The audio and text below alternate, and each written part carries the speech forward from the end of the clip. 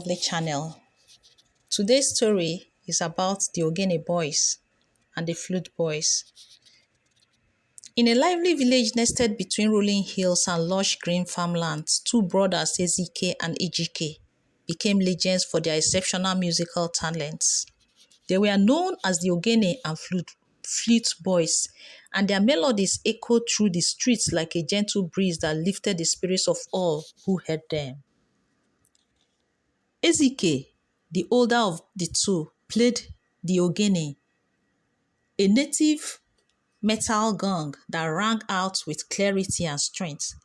Ejike, the youngest one and more mischievous of the duo, played the flute, his tunes dancing in the air like a bird in flight. The two were inseparable, and together they formed a magical combination and made hearts soar and feet tapping in the rhythm.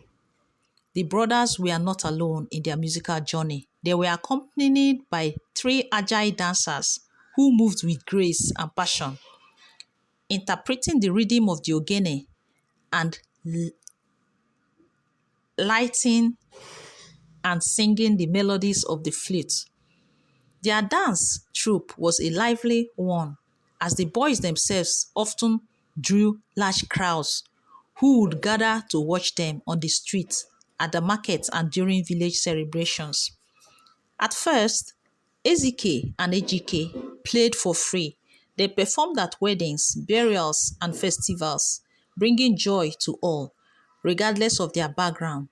They were gregarious and lively, their laughter infectious and their music irresistible. They loved to play, not for the money, but for the joy it brought them and to those around them.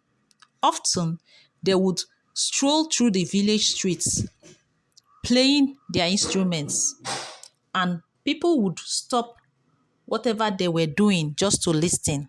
The brothers' philosophy was simple: music is for everyone. However, life wasn't always easy. The brothers and their dancers barely earned enough to live on, but they remained undeterred. They were diligent and sincere in their craft, putting in countless hours of practice and perfecting their art. They never turned down a performance, no matter how small or how humble the occasion. One day, during a grand wedding in the village, their performance caught the attention of a wealthy man named Chief Mbanefo. Chief Mbanefo was a man of great influence, known throughout the region for his wealth and power. He was struck by the boys' raw talent and the way their music erupted and lifted the hearts of everyone present. After the event, he approached them with an offer.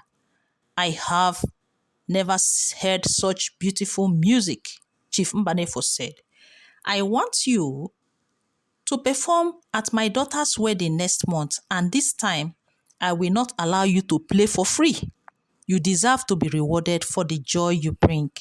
The boys were overwhelmed with gratitude, and true to his words, Chief Mbanefo paid them handsomely for their performance. The wedding was the talk of the entire region, and the fame of the Ogene and the Flute boys began to spread like wildfire. Their big break came when the governor of the state, hearing of their incredible talents, invited them to perform at his birthday celebration. The event was attended by dignitaries from all over, and Ejike and Ezike, with their dancers, gave a performance that left everyone in awe. The governor himself danced, his wife danced, they laughed heartily.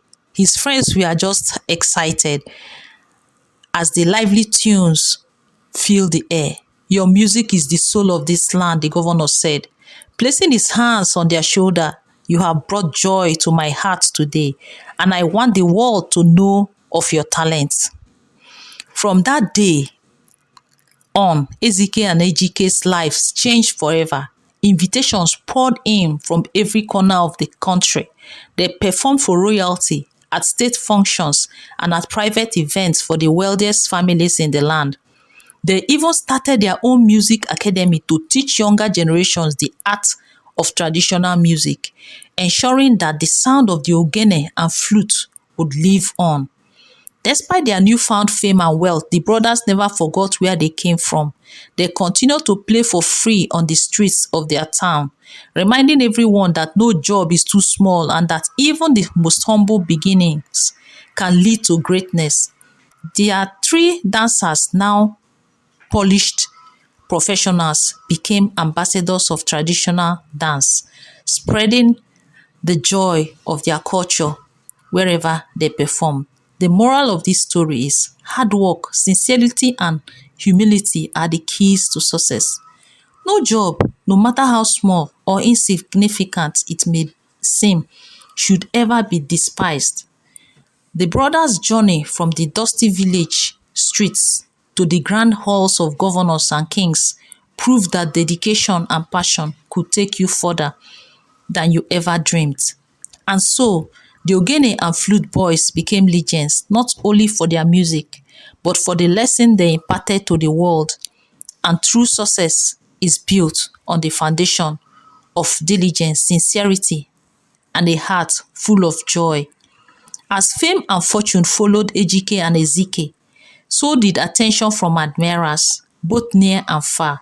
However, wherever they went, women would whisper about the talents. Humble brothers who had captured the hearts of the entire region with their music. Yet, despite their adorations, Ejike and Ezike remained focused on their craft, uninterested in the distraction of romance, until an unexpected twist brought a new rhythm to their lives. It all began during a particular grand festival held in honor of the village elders. The governor himself had invited the brothers to perform once again, this time in the presence of kings, chiefs, and other important dignitaries from neighboring states and villages. The event was larger than any they had ever had, with thousands gathered in anticipation. As the brothers and their dancers performed, the crowd roared with excitement. The air was electric and the music filled every corner of the village square. Among the spectators were two sisters, Adako and Ifunanya, daughters of a powerful but reclusive chief from a distant village. The two young women were renowned not only for their beauty but for their wit, intelligence, and skills in traditional dance. Adako, the elder sister, was known for her graceful movements and poise. Ifunanya, on the other hand, was more playful and full of life, much like Ejike himself.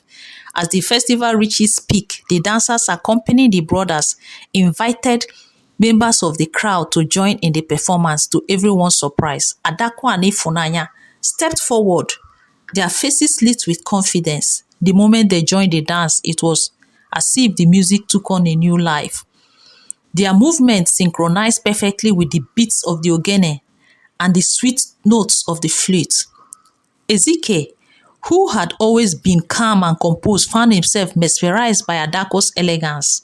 He missed a beat on his ogene, something he had never done before.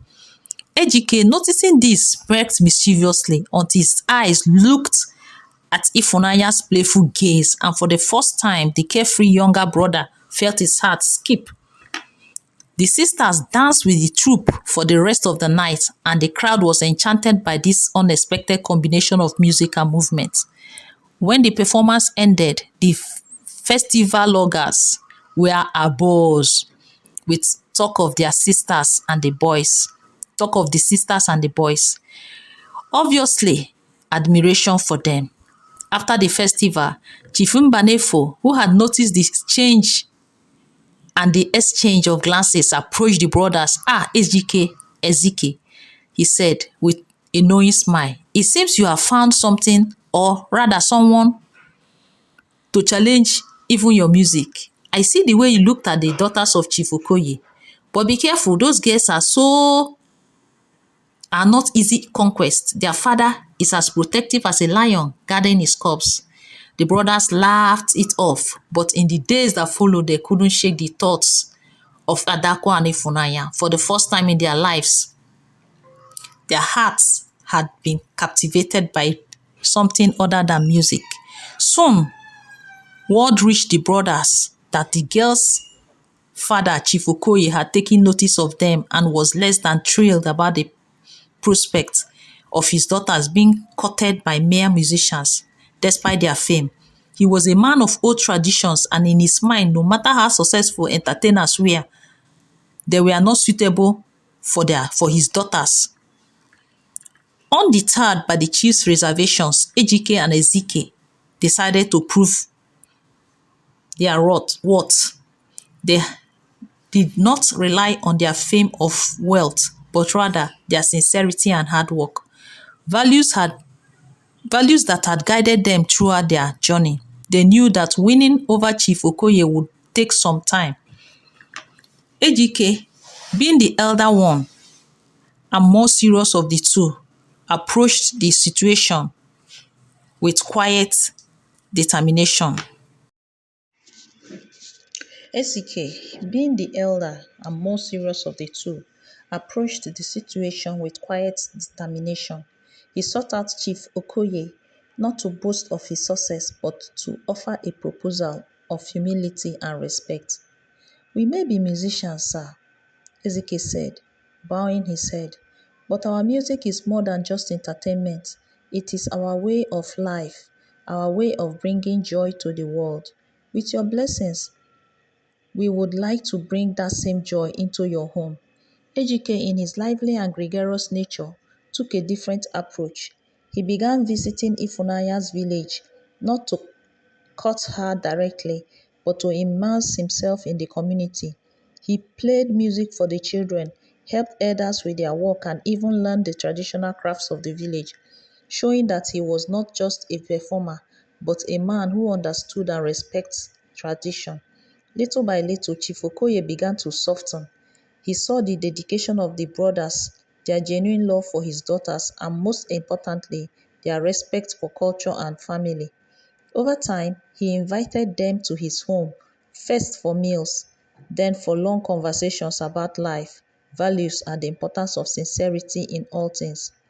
One evening, after many months of careful consideration, Chief Okoye gave his blessing. "I have seen your hearts," he said. "You are not just musicians, but men of integrity. I am honored to give my daughter's hands in marriage to you." The entire village erupted in celebration when the news spread. Ezike and Adako, the poised and graceful couple, and Ejike and Ifunanya, the playful and lively pair, were married in a grand ceremony filled with music, dance, and joy. There are three dancers who had been with the brothers from the beginning, performed at the wedding, adding even more joy to the occasion. With their new wives by their sides, Ezike and Ejike continued their music journey, but now with a deeper sense of purpose. They had learned that success was not just about fame or fortune, but about love, family, and sincerity. Their music became richer, more profound, as it now reflected not just the rhythm of the world around them, but the rhythm of their hearts. The story of the Ogene and Flute boys and their marriages became a beloved tale throughout the land, a reminder that hard work, sincerity, and love can overcome any obstacle, even the heart of a protective father, and that no matter where you start, no job, and no journey should be despised, for they are good, and they all lead to something greater. And so they lived happily ever after, their music echoing through the ages, a testament of the power of diligence, love, and the magic of following one's heart. And so the Ogene and Flute boys, Ezike and Ejike, found not only fame and fortune, but also love, respect, and peace.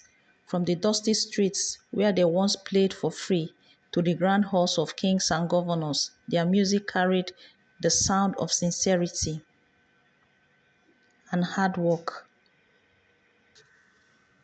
From the dusty streets where they once played for free to the grand halls of kings and governors, their music carried the sound of sincerity and hard work. They showed the world that no job is too small and that when you give your best, your gifts will make room for you. Their story reminds us that true success comes not from where you start, but from the passion, humility, and joy you bring to every step of your journey. Today, Ezike and Ejike live happily with their wives Adako and Ifunanya, surrounded by music, laughter, and love. Their melodies still fill the air, teaching children that diligence and sincerity always lead to greatness. Moral of the story: never despise humble beginnings. Work hard, stay true, and let your light shine because one day the world will dance to your rhythm. If you enjoy this inspiring African story, don't forget to like, share, and subscribe to our channel for more heart-touching tales that celebrate culture, wisdom, and power of hard work. Click the icon, the subscription icon, so you never miss our next story. Until next time, keep believing, keep creating, and keep dancing to the music of life. Remain blessed. Thank you.